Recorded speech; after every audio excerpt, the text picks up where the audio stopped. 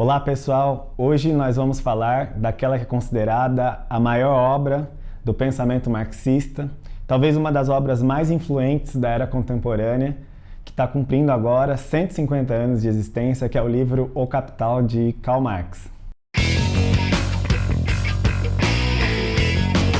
Bom pessoal, essa obra, a importância dela é que ela encerra, de certa forma, um estudo do Marx de mais de 2 décadas. É uma crítica que o Marx faz à economia política, mas que sintetiza talvez uma grande revolução do pensamento científico contemporâneo,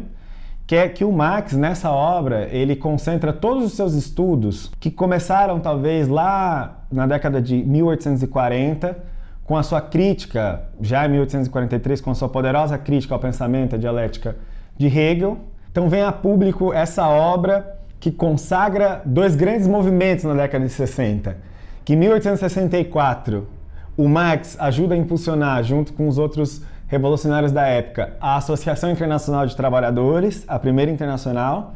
e em 1867 vem a público esse livro, O Capital. E qual que é o método que o Marx utiliza e que é parte de unir a filosofia alemã e a crítica que ele faz do pensamento dialético de Hegel, do qual ele se apropria bastante do seu pensamento, as experiências que ele tem de acompanhar as lutas do nascente socialismo e do movimento operário e a sua crítica à economia política. Ele consagra tudo isso num método que busca partir, no Capital, não de categorias econômicas dadas, não da categoria população, ou a categoria capital, ou mesmo a categoria valor. Não são categorias dadas que o Marx parte do pensamento e vai para a realidade. A grande chave do Marx é justamente fazer o contrário. O Marx foi estudar o movimento real do capitalismo, a dinâmica real do capitalismo e buscar, dentro desse sistema, encontrar as categorias que mais poderiam explicar esse movimento real. E a partir dessa grande investigação, o Marx pode, então, encontrar as formas de expor, desde as categorias mais particulares desse sistema, como a mercadoria, que é o que dá o título do primeiro capítulo, a troca, o dinheiro, a passagem do dinheiro para o capital, o processo de trabalho, até as formas mais complexas da acumulação capitalista. Depois, inclusive, investigando a circulação do capital e o processo em seu conjunto, que é o processo de produção global, como Marx vai descrever no seu livro terceiro, analisando justamente o impacto que a concorrência coloca na análise do lucro, na análise das tendências do lucro, das formas de capital comercial, capital mercantil, capital de comércio e dinheiro, o capital portador de juros, o capital fictício, o sistema de créditos, ou seja, o conjunto complexo que pode explicar a complexa dinâmica capitalista, que não bastava olhar as categorias que ele estudou dos antigos economistas ingleses, teria que olhar para a realidade e da realidade encontrar o segredo da dinâmica capitalista, que é o que o Marx faz de maneira impressionante nessa obra. Depois que o Marx, inclusive, já tinha morrido, o Engels vai organizar o seu livro segundo e ele escreve um lindo prefácio em que ele faz uma comparação entre o Marx e o grande químico francês Lavoisier. E nessa comparação é muito interessante que o Engels utiliza a personagem de Lavoisier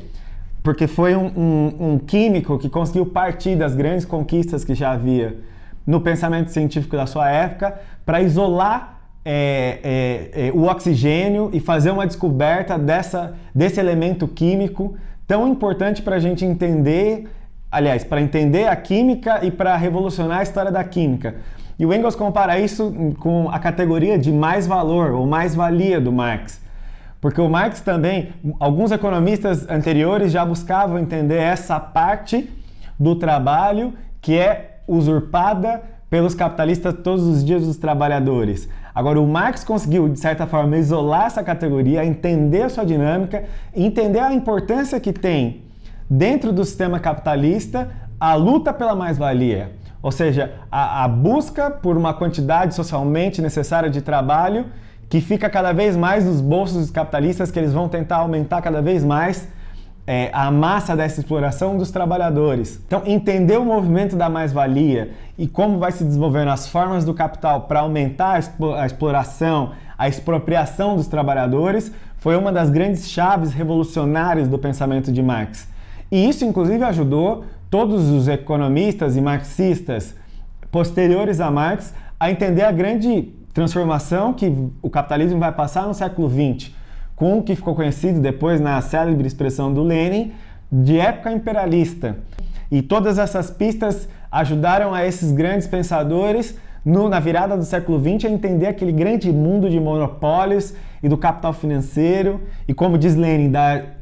do parasitismo e da decomposição do sistema a partir dessa forma de capital, que vai levar inclusive as potências a se digladiarem e conflagrarem a Primeira Guerra Mundial, que é um traço bárbaro do nosso desenvolvimento contemporâneo. É tão importante essa categoria que Leon Trotsky, um dos mais importantes revolucionários do século XX, chega a definir a luta de classe, se não a luta pela mais-valia. Então ele diz, quem tem a mais-valia tem o controle da situação, o poder do Estado, a chave dos tribunais, da igreja, das ciências e das artes. Uma espécie de uma metáfora, uma descrição real da importância que tem no nosso mundo,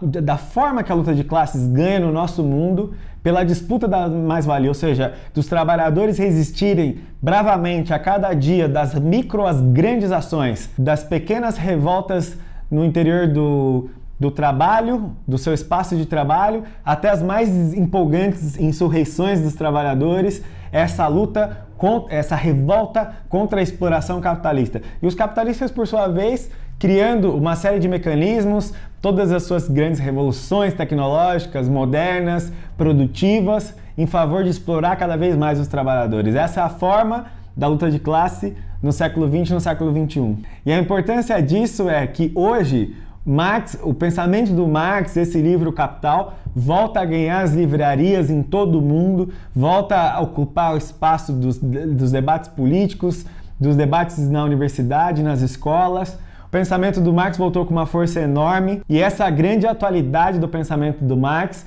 ela vem ganhando a realidade dos trabalhadores também e da juventude. Porque desde a crise econômica, o que está colocado nessa última década não são só debates, não é enterrar as velhas ideologias neoliberais que diziam que tinha acabado o marxismo, a classe trabalhadora, que o mundo era pós-industrial, pós-moderno, pós-informacional. Essas teorias estão ficando para a lata do lixo da história. Mas não só do ponto de vista teórico. O que volta, a grande atualidade do livro Capital, é que seja nos levantes que houveram na Primavera Árabe, seja nas lutas da juventude em todo o mundo, os indignados, o movimento Occupy Wall Street nos Estados Unidos, as lutas na América Latina, aqui a gente teve no Brasil o Grande Junho brasileiro, essas lutas que vão influenciando cada vez mais, lutas sociais da juventude, vão influenciando a classe trabalhadora, e a gente vê também já primeiras expressões ao longo dessa década da luta da classe trabalhadora. E isso talvez seja uma das maiores expressões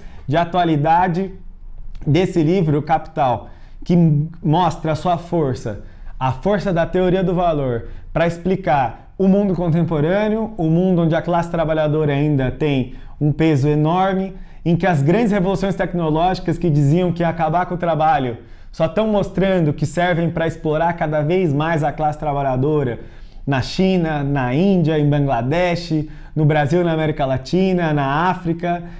no sul do mundo, e que a teoria do só o que pode explicar o lucro dessas grandes corporações é justamente a teoria do valor e a expressão, as grandes expressões, as grandes descobertas que o Marx faz no Capital, mas também esse elemento subjetivo de que em cada luta, em cada trabalhador, com todas as transformações que a gente vê no mundo do trabalho atual, que carrega a bandeira da luta contra o capitalismo, contra a exploração, contra a ganância dos capitalistas, está carregando as linhas, as letras, a ciência e a poesia desse livro que cada vez mais retoma a sua atualidade, tanto no pensamento como das lutas apaixonadas dos trabalhadores no século XXI.